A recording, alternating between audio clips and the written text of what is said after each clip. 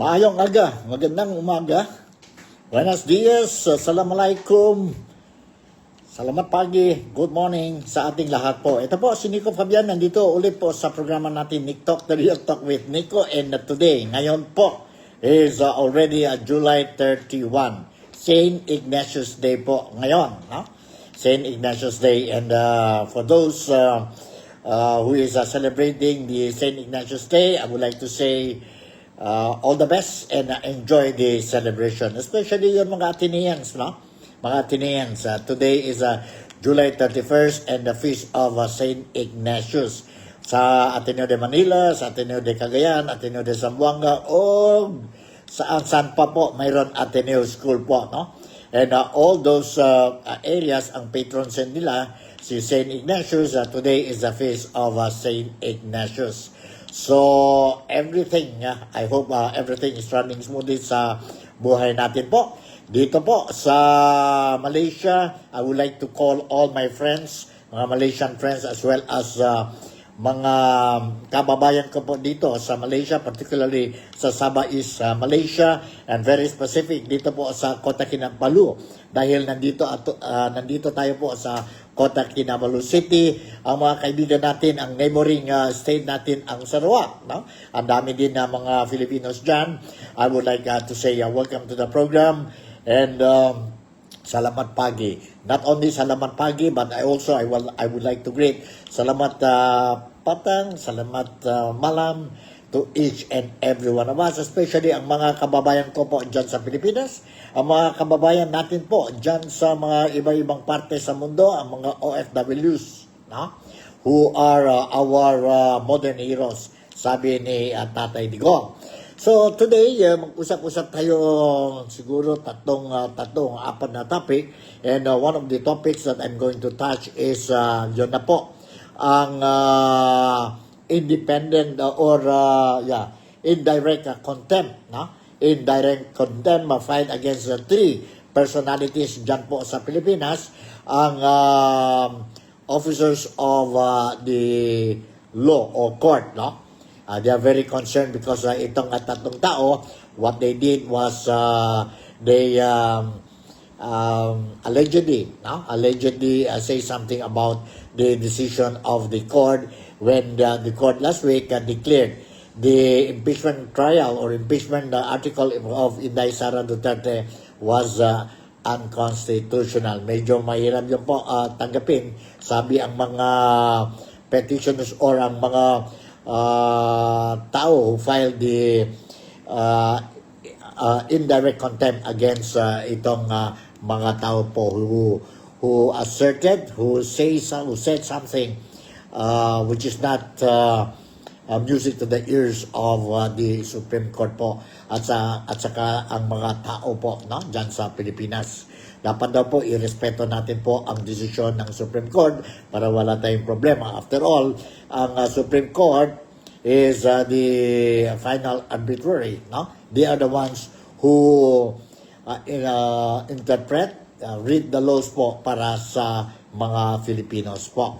The other topic we are going to touch is yun na nagiging viral video, no?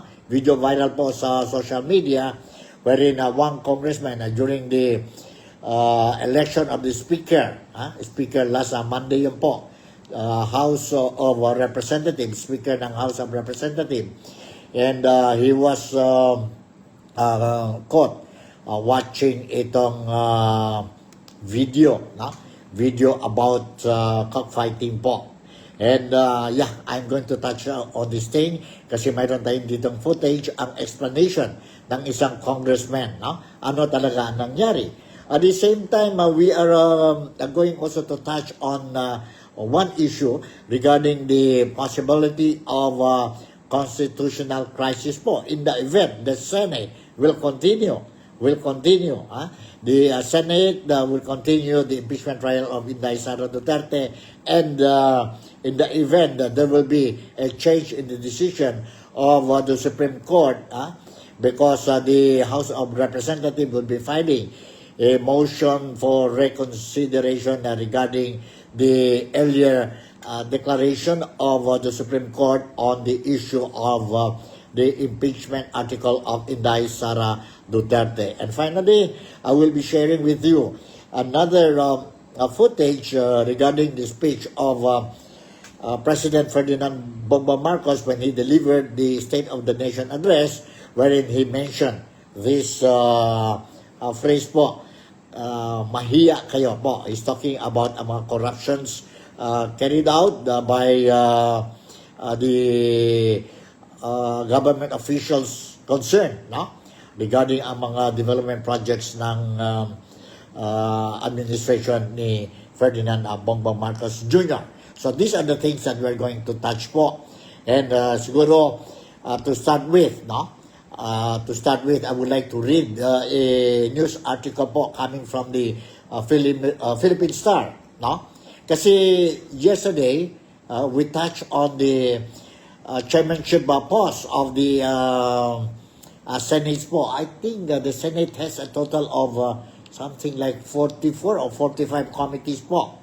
So majority of the committee chairmanship was already elected, and it was officially announced during the second plenary session of the Senate yesterday. And nakita natin po, one of the is si neophyte Senator Rodante Marcoleta has been elected as the new chairman of the Blue Ribbon Committee po, no? But surprisingly, for many people, they were surprised yesterday during the election of this chairmanship or committee chairmanship po, it was not mentioned, or they did not mention about sino-sino po out of the 5 minority leaders or opposition po, minority leaders dyan po sa Senado. Walang announcement kung ano-anong mga, or they will be given committee chairmanship post or membership sa mga committee po, no? Sa mga committee. So I was going to understand po anytime soon, maybe not this week, or maybe today, or maybe next week po, mayroon na yung po announcement ng minority leaders, ano po ang mga position the Senate President will be given to them. Sino ba yun mga minority leader, minority members ng Senado po ngayon? Minority, it means opposition po, no? So we have Senator Tito Soto, who is the minority leader. Mayroon din tayo si Senator Ping Lacson. Obviously, they are together, Senator Tito Soto and Ping Lacson is inseparable. Mayroon din tayo si Senator Risa Ontiveros. Mayroon din tayo si Senator Legarda.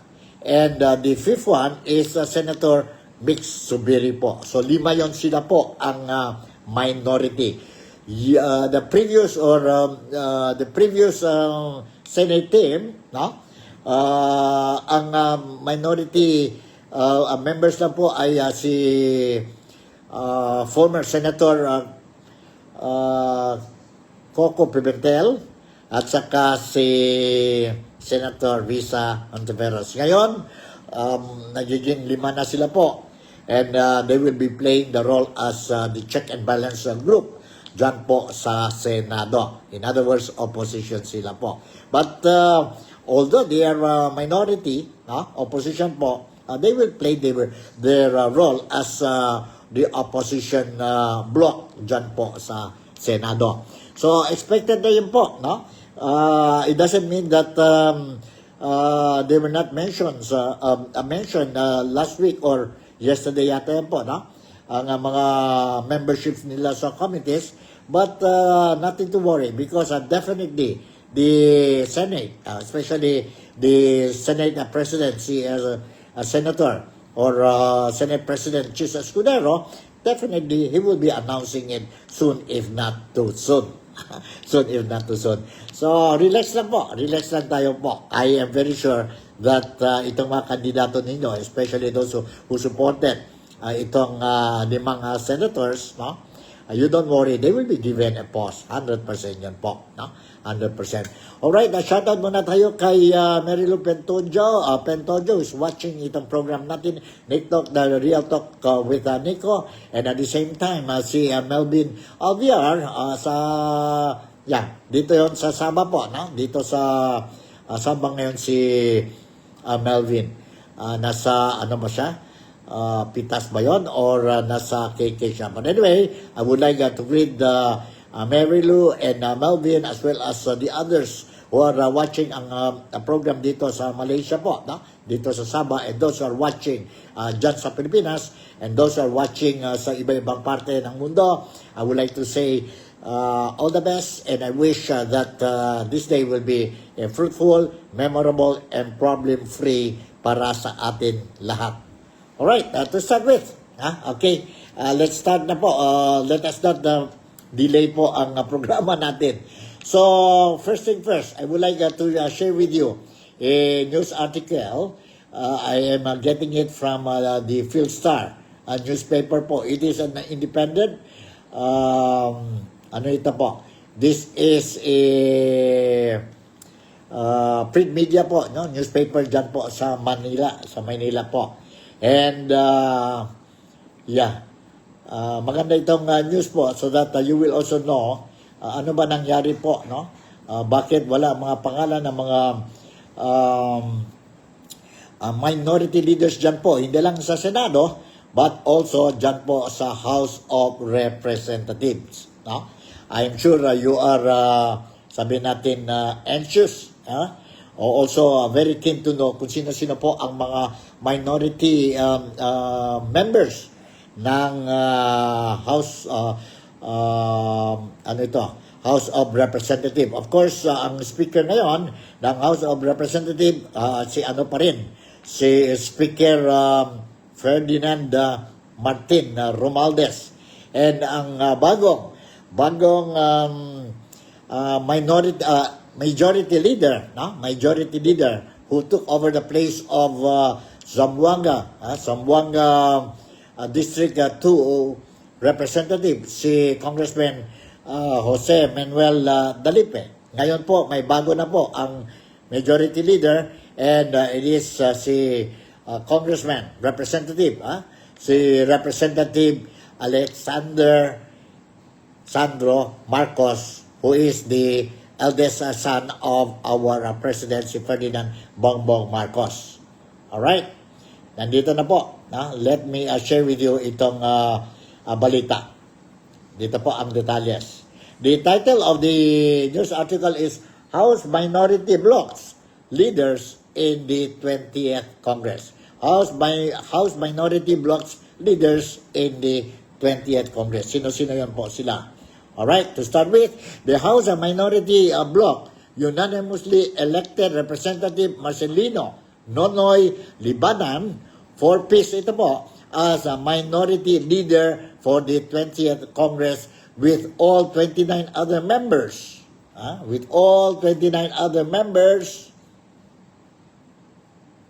Sandali po.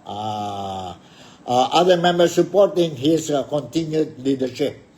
During the plenary session on Wednesday, July 30, the minority bloc also appointed its senior deputy minority leader, deputy minority leaders, and assistant minority leaders. Sino-sino yan po ang mga deputy minority leaders? Here are the names. Ito po ang lista ng deputy minority leaders. We have Representative Presley De Jesus, Phil Reca, Representative Sergio Daguok from EPEC Party List. We have Representative Kaka Bagao, Dinaga, the Island, the Lone District. We have Representative Stephen James Tan, Samar 1st District. Representative Laila de Lima, ML Party List. Representative Percival Sendanya, Akbayan. We have Representative Antonio Tino, Teachers. Representative Jose Manuel Bong Santay, Quezon City 4th District. Representative Jamie Nisay, Pusong Pinoy. Representative Reynold Michael Tan, Samar 2nd District, and Representative Cielo Crisel Lagman, Albay 1st District po. On the assistant minority leaders, nandito po ang mga pangalan. Representative Christopher Gonzalez, Eastern Samar, Long District. Representative Renny Co, Kabataan Party List. Representative James Stephen Tan, Samar 1st District. Representative Chel Jokno, Agbayan. Representative Roberto Nazal Jr., Bagong Henerasyon. Representative Nico Raul Daza, Northern Samar 1st District.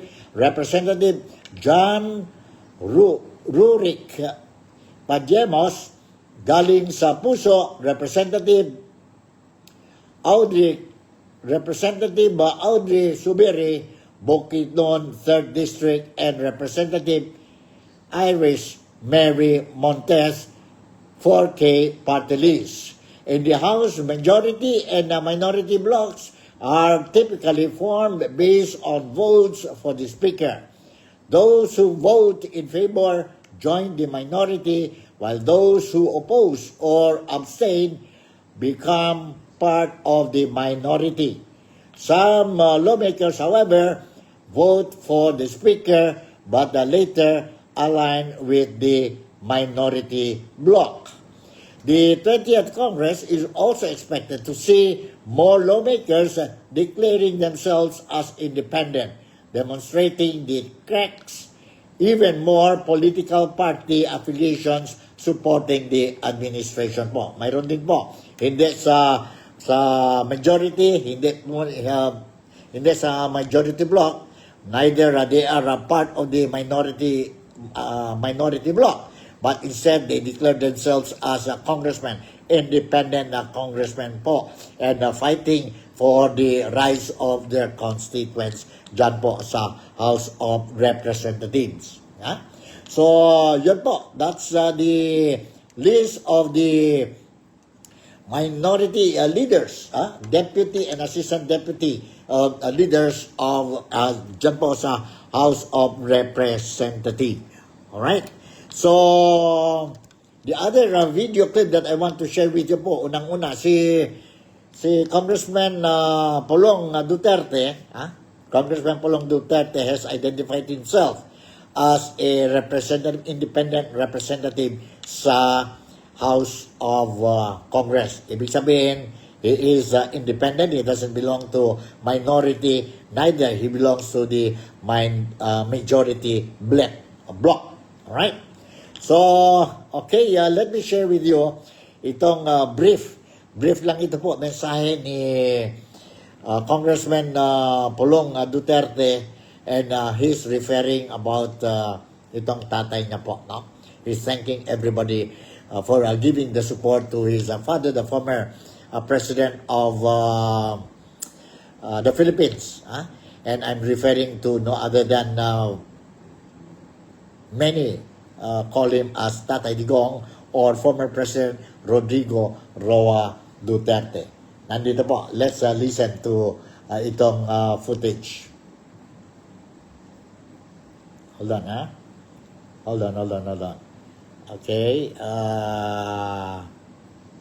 Sa mga kapwa kong Pilipino sa iba't ibang panig sa mundo, sana hindi kayo mapagod sa pagdarasal na makauwi na ang ating mahal na Presidente Rudy. Gaya ng sabi niya, ang kanyang buhay ay sinakripisyo niya para sa bayan mula pa noon hanggang ngayon. At sa edad niya ngayon, nararapat lang na ibalik siya sa bayan na kanyang pinakamamahal. At namadama naman niya kahit papano na mamuhay na isang super senior citizen o makatilaw siya sa iyang mga discount. Maraming salamat sa patuloy ninyong suporta at pagmamahal sa aming ama. Tinatanaw namin itong isang malaking utang na loob. Saling lanta sa Ginoo o amping mong tanan kanunay. Alright, yan po, si Congressman Pulong Duterte po, thanking the Filipinos, especially yung mga supporters who have been from day one hanggang ngayon po, still giving support to Tatay Digong, despite Tatay Digong nasa kustodiya ng ICC or International Criminal Court dyan po sa The Hague, no? Detention Center. No? So, that's it. Narinig natin si Congressman Pulong Duterte. Now, straight to the point tayo po. Ang title natin is ang title natin ngayon po is mahiya kayo, mga mahiya kaya ang mga walang hiya. Ano niyo po? Ha? Mahiya kaya ang mga walang hiya. Yon po ang sigaw ng bayan ngayon po, especially those who are not supporting ang administrasyon ni Bongbong Marcos po. And of course, those who are also supporting po, no? This mahiya kayo po, statement was made by no less than President Bongbong Marcos po during the State of the Nation address last Monday po when he was touching on the issue itong mga unfinished projects, ghost projects po, delayed projects po, and he wants to change everything na po, no? One thing good I can my own opinion po, I salute also President Bongbong Marcos because this is the time. This is the only time wherein he accepted and openly told to the public that mayroon ghost projects, mayroon delayed projects, mayroon corruption, no? Mayroon corruption. So, dyan po sa gobyerno po. So, I think it's about time also, no? It's about time. But whether this remaining 3 years ni President Bongbong Marcos will be completely different from the past 3 years po, that remains to be seen. So, nandito po ang segment ni very famous commentator and sabihin natin media personality po and who became also a congressman before, a former congressman po, and until now a lot of people respecting po when it comes to political issues po, when it comes to the interest and welfare of the Filipinos po, be it rich, be it poor, white, yellow, green, or whatever color po, or whatever party affiliations po.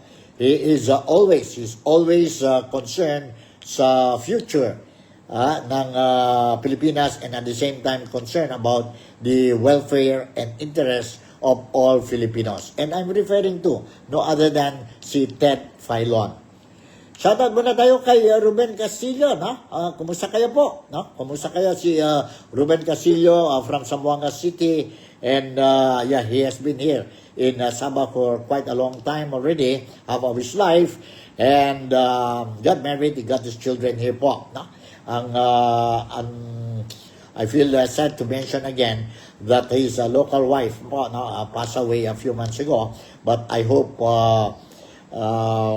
is doing well, na si Ben. That's part of life, Ben, ang departure of our loved ones. And of course, I hope that your children are also doing fine. And of course, missing their mother po. Alright, tuloy natin po. I will share with you itong segment, a portion of the segment of Ted Filon. Ted Filon po sa programa niya po this morning. You listen carefully po. Ulong bahagi po ng sona ng Pangulo, sinabi niyang hindi na raw po dapat magpatuloy ang kalakaran na ito. Para hindi na maulit, so that this will not happen again. First, the DPWH will immediately submit to me a list of all flood control projects from every region that were started or completed in the last 3 years. This is a speech of President Marcos during the SONA last Monday. The Regional Project Monitoring Committee shall examine that list of projects and give a report on those that have been failures, those that were not finished, and those that are alleged to be ghost projects.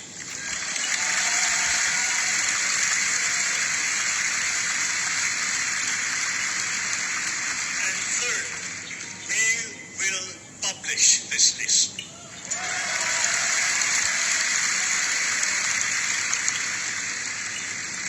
Isa sa publiko natin ang listahang ito.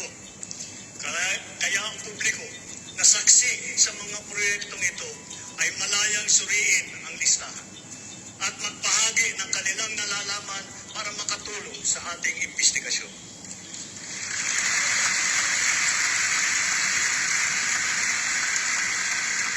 At the same time, there will be an audit and performance review regarding these projects to check and make sure and to know how your money was spent.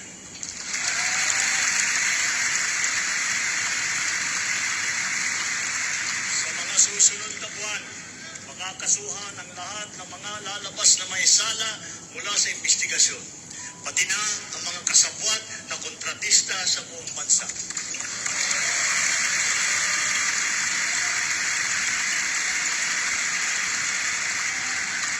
Kailangan malaman ng taong bayan ang buong katotohanan. Kailangan may managot sa naging matinding pinsala at katiwalian. Isa sa publiko daw ng Pangulo ang listahan ng palpak na flood control projects, pati na mga ghost projects. Isa sa publiko raw ang mga audit na gagawin sa mga proyektong ito. At sa mga susunod na buwan, makakasuhan ang lahat ng mga may sala, pati na ang mga kasabwat na kontratista sa buong bansa. Malalaman daw ng taong bayan ang buong katotohanan. Mga salita ng Pangulo.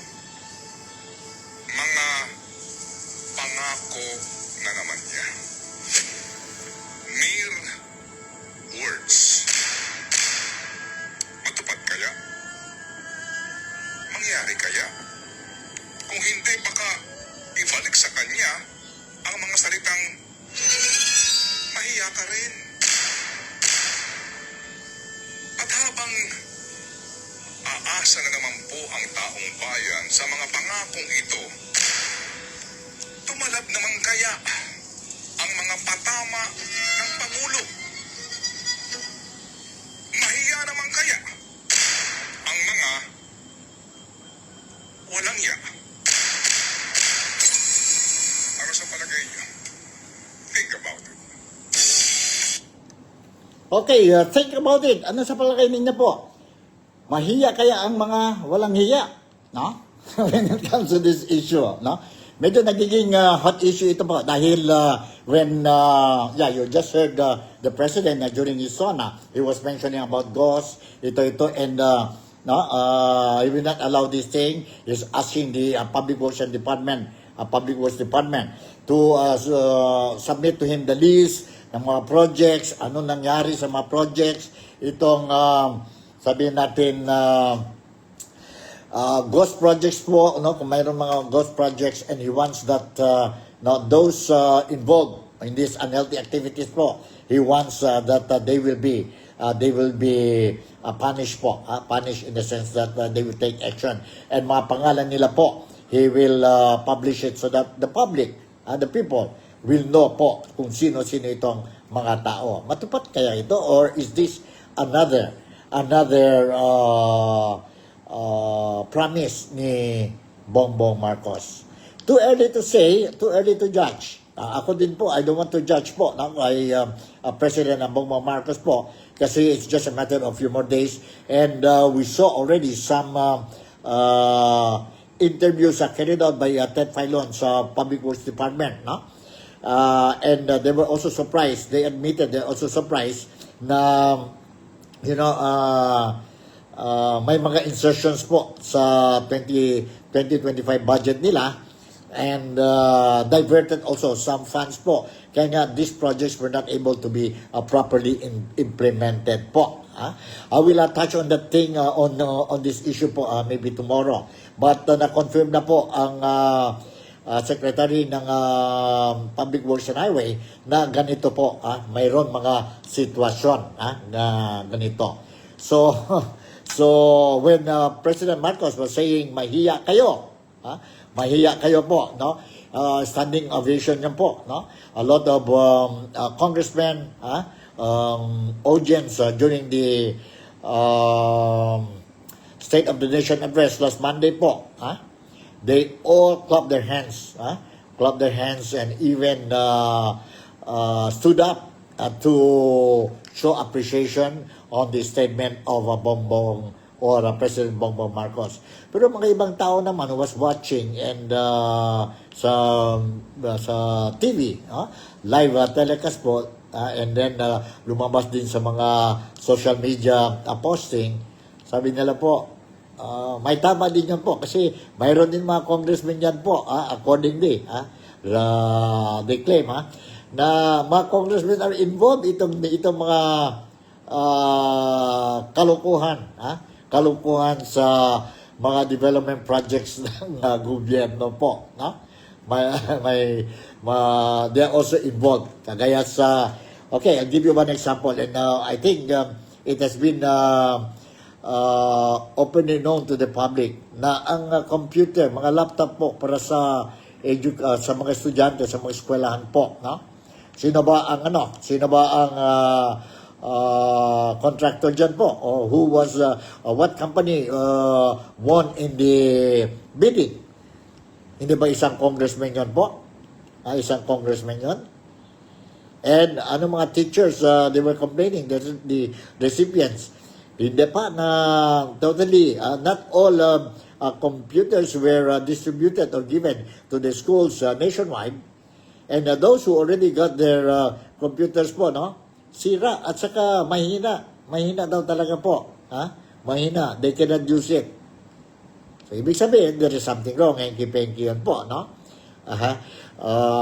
did they follow the specification talaga po when they participated in the bidding? Or ano po? Bakit ganon ang nangyari? Diyan sa, this is only one example po. Only one example. Okay, that's it. Let's move to another topic. The other topic that I want to touch is itong, yesterday, mayroon tayong, of course, very known mga supporters ni Tatay Digong po.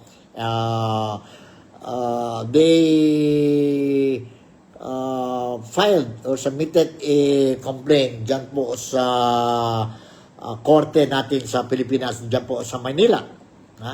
And they are saying because they are, mga lawyers ito po, they are officer of the court and they did not agree. They did not agree and feel also insulted or hurt. That there are some people who commented negatively and unprofessionally ang statement, pronouncement of the Supreme Court po, who is the final arbitrary. When it comes to ang law natin, they are the ones. Ang Supreme Court po is the mga justices natin po are the ones who interpret the law. And whatever the Supreme Court says or justices po, when they come up in a decision po, it should be respected po. It should be respected, And pangit din po if you say something which are not supposed to be said. So, ito si Attorney Mark Tolentino, a media man, a blogger, a politician also po, very active supporter of Tatay Digong. And ang lawyer din, very known na lawyer, very well-known na lawyer, si Attorney Topacio po, together with their supporters and other supporters of the PDP Laban. Now they march towards the Supreme Court to submit ang complaint nila po. And the complaint is on indirect contempt against these three people po, these three personalities, which you know them already. And I will share with you itong sabihin natin video clip po. Nandito po, sandali, you hold on. Okay. Alright. Let me share you this video clip. Si Attorney Mark Tolentino. Attorney Mark Tolentino Alright, hold on. Tony Mark Tolentino. Sandali.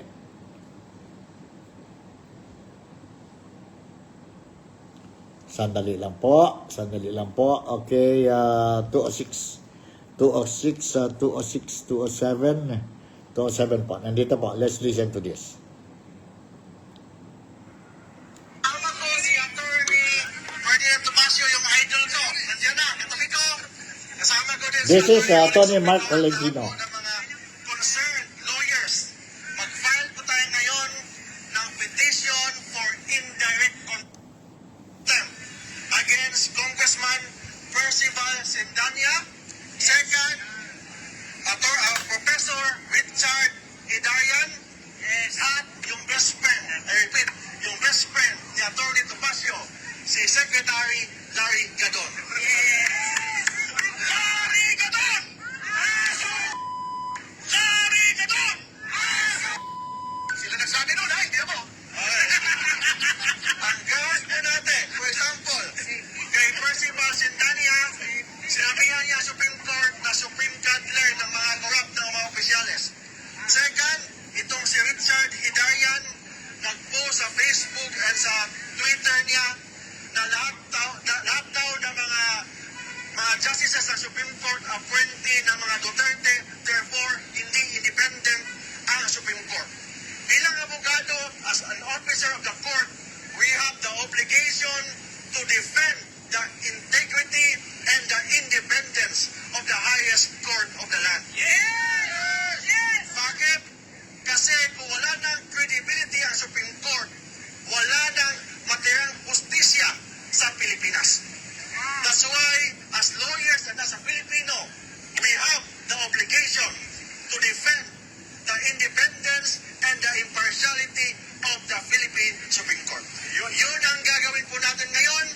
After this, pupunta na ako sa loob, mag-file na po tayo ng petition to declare those three individuals for indirect contempt.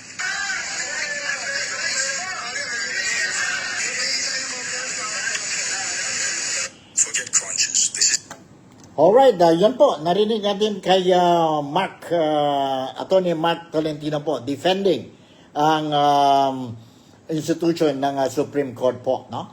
Which I think that's a noble move. Really a noble move po. Alright, let me share you another footage, no?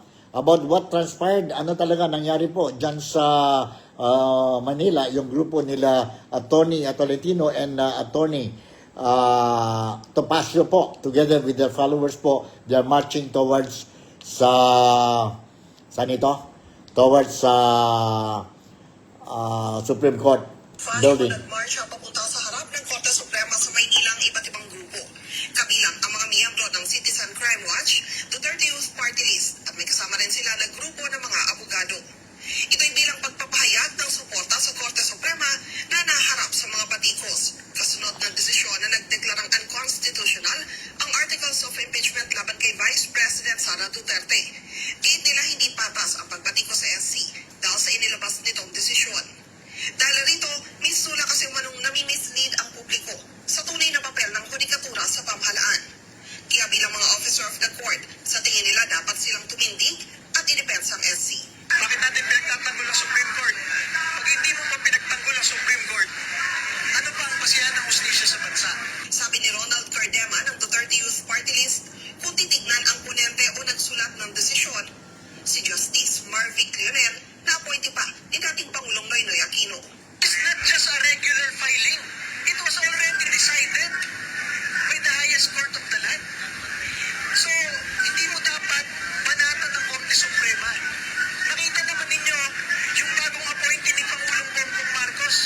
He is just here for 2 months pa lang as justice. Yung appointee ni Pangulong Aquino, matagal lang nandyan. He was the ponente.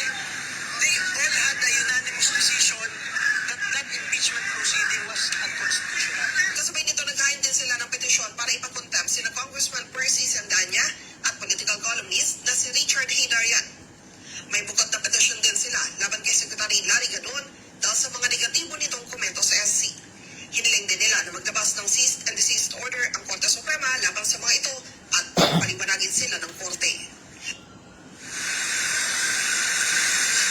Bago naman mag-alas 12 ng tanghali kanina ay kusa ring nag-disperse ang mga nasabing grupo at umalis na rin sa harap ng tanggapan ng Supreme Court dito sa lungsod ng Maynila.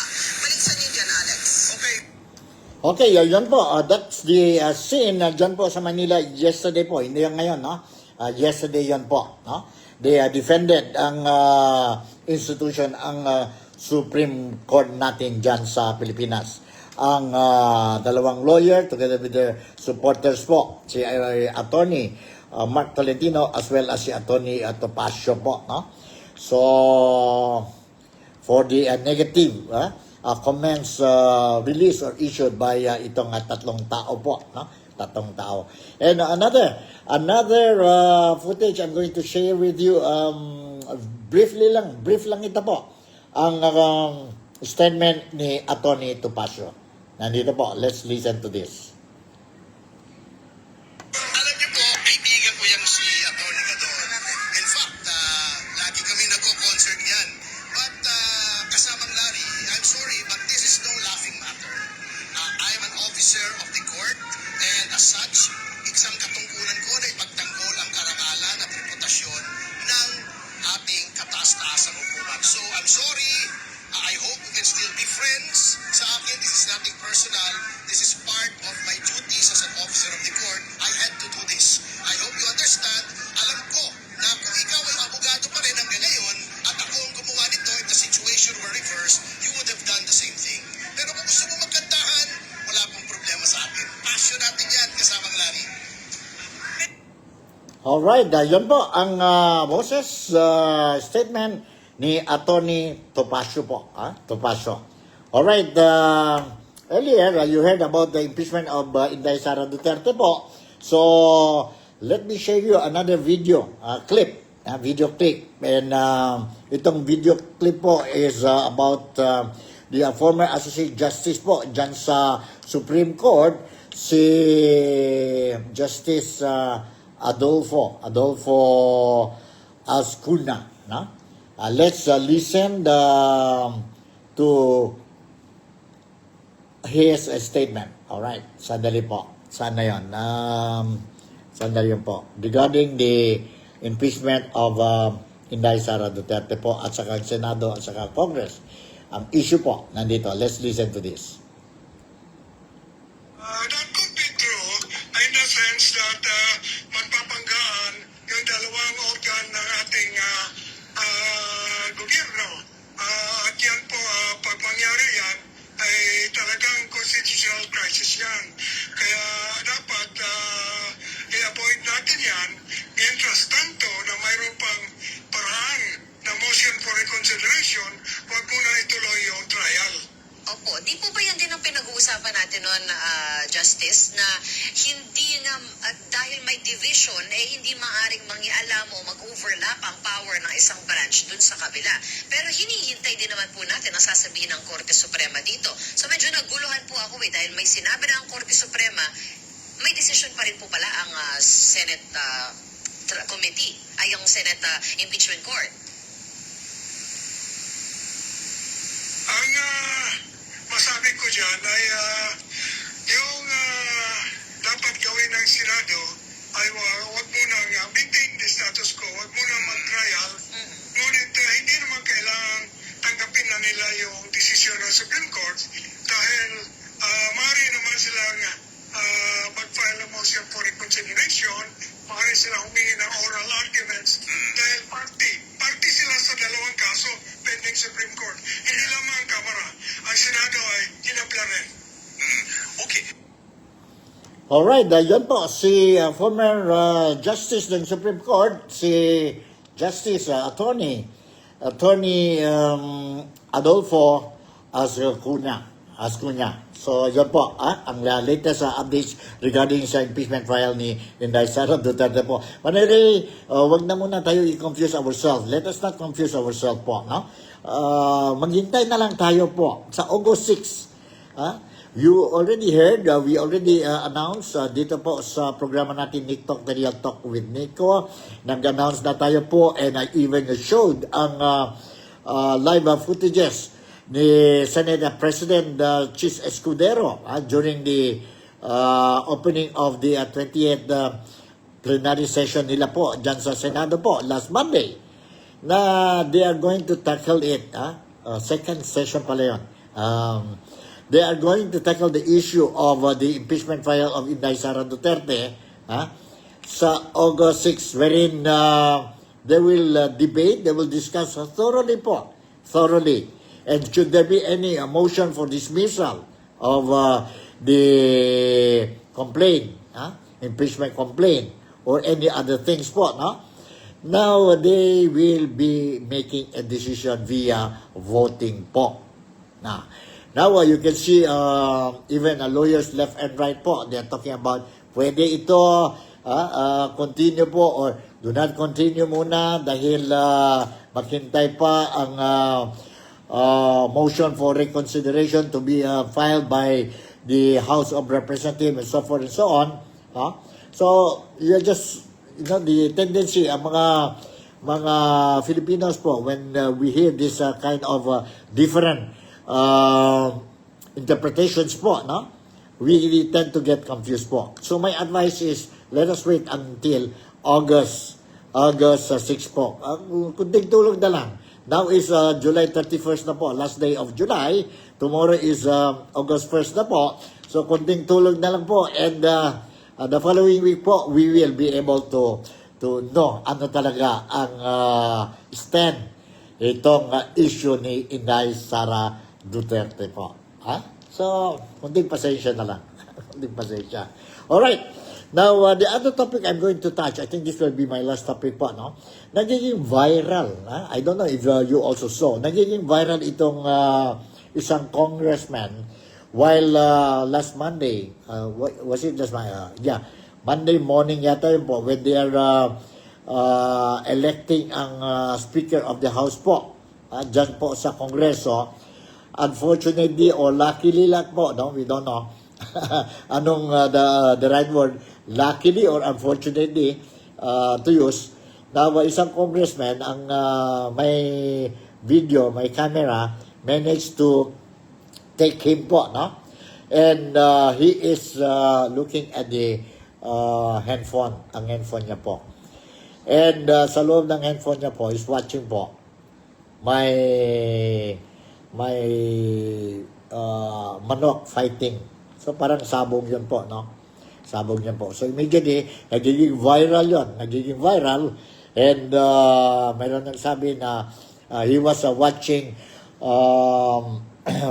ang cockfighting while the Congress is busy electing ang House Speaker po, which hindi daw dapat gano'n. Marami mga negative and positive criticism po, and nagiging viral. Kawawa naman ito si Congressman po, no? Because we don't know the real truth. Ano ba yan? Ano ba yan na he's watching? Is he watching online na sabong or hindi? Or what is he watching po? Ang conclusion agad yan po sa social media, yung lumabas yung video po, he is, during the session, he is watching ang online sabong. Online yan po. And you know what is online sabong? It's a big issue ngayon po sa Pilipinas. And a lot of people, the government also don't want this online sabong po. No? Pero mayroon pa rin mga illegal po. But anyway, nandito na po. Once and for all, you will know kung ano talaga ang nangyari doon po sa loob ng Kongreso during the election of the Speaker of the House po. Because mayroon tayong dito footage ngayon. I have this footage, a statement coming from, clarification statement coming from the person concerned, ang congressman po, si Nicanor Briones. His name is Nicanor Briones po. So, yan, nakita natin po, even the neophyte, Senator Erwin Tulfo also commented po, no? Na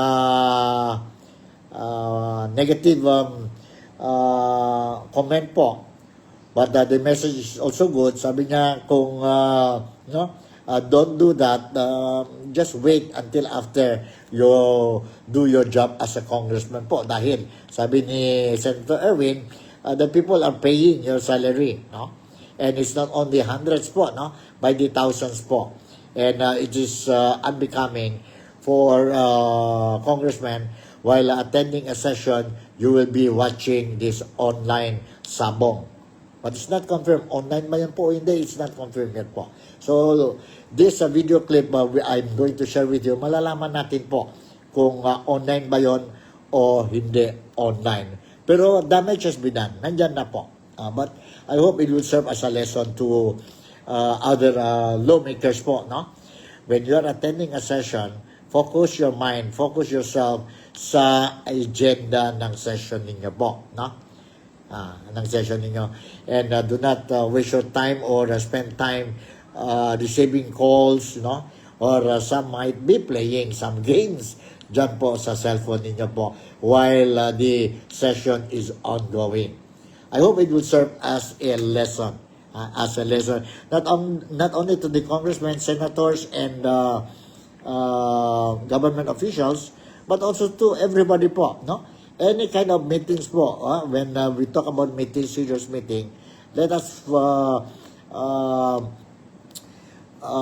forget first our handphones po, no? Our handphones po, unless emergency talaga yan po. Anyway, nandito, let me share you itong footage po regarding itong video po ni Congressman Nicanor Briones. Nandito po. Hold on. Alright, excited na ba kayo? And then, after watching this video, kayo na bahala po. No? It's up to you. It's up to you to make your conclusion. Make your conclusion. Let's listen to this interview. Congressman Nicanor Briones, sir, so, ako naman curious ako, pero buti na lang po at sinagot niyo po ang aming tawag, yung kumakalat po kasi na litrato na kayo ay di umano'y nanonood ng isabog, ano ba po talaga yon? Is it a video? Is it a photo? Ano po ba yung nasa litrato na yun? Linawin na po natin. Kasi sabi niyo nga po, hindi naman po kayo nag-iisabong, hindi rin po kayo nagsasabi yung aktual na sabong. So, ano po yung pinanood nyo? Bakit nyo po na-clinic yun? Sabi nyo, invitation po, tama po ba?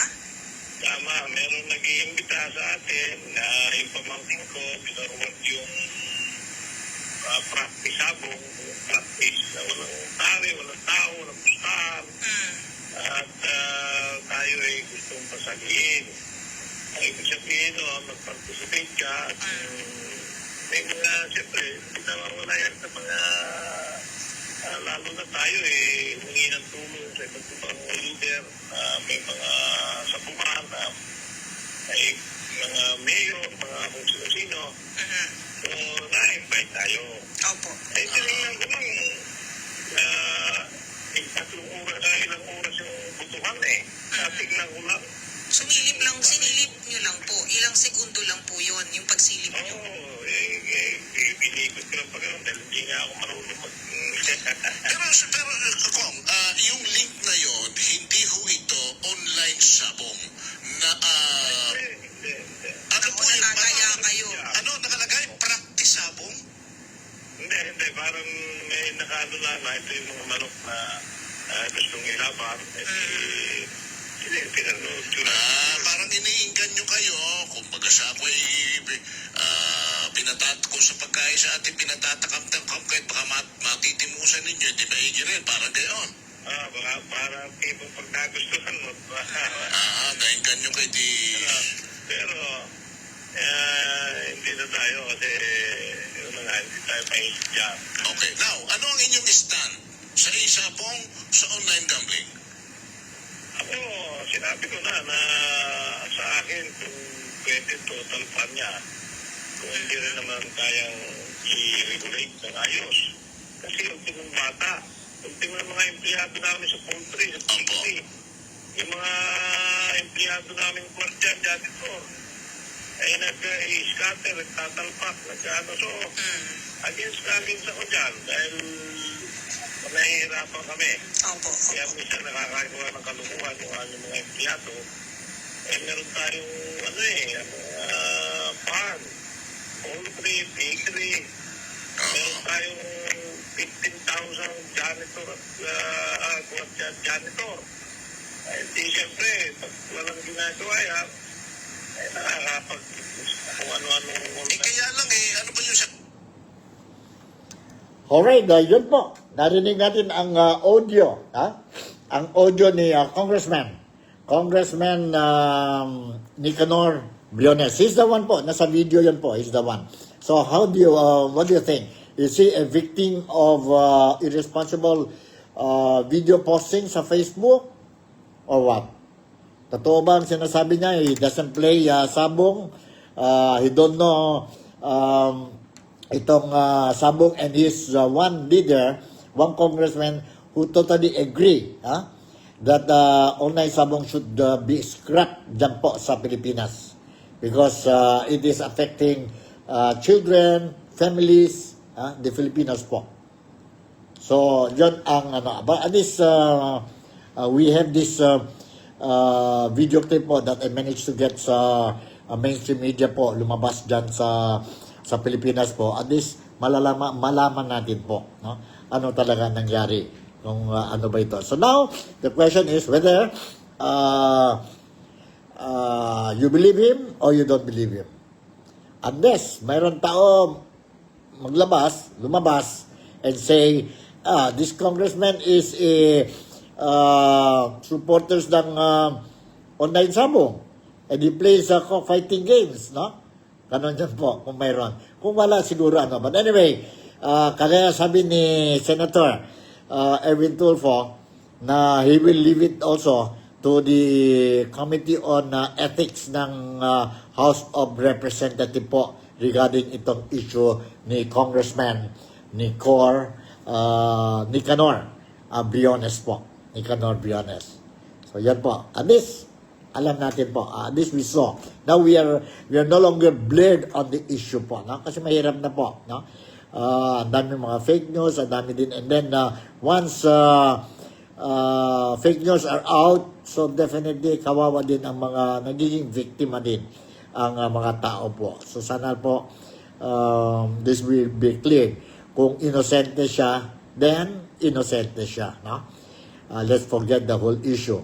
But if he's guilty, then I suppose the Committee on Ethics dyan po sa House of Representatives definitely will be taking the necessary action. So, okay.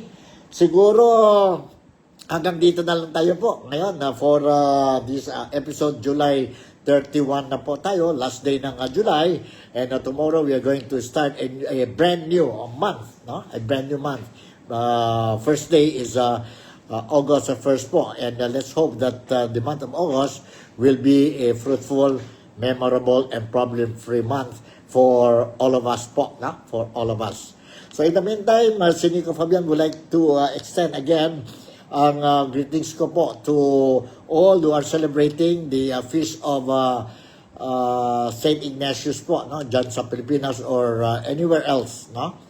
Today is the feast of St. Ignatius po, and of course ang ano din ng mga Ateneans, no? Ateneans, no? Sa Ateneo de Manila, Ateneo de Zamboanga, Ateneo de Cagayan, and saan-saan pa po, no? They are celebrating this feast now. So happy St. Ignatius Day to each and every one of you or us. So with this, Nico Fabian would like to say thank you very much once again for making me a part of your day today. Malaysia, Sabah, the Philippines, God bless us all. And I'll see you again on my next episode. Bye. God bless you.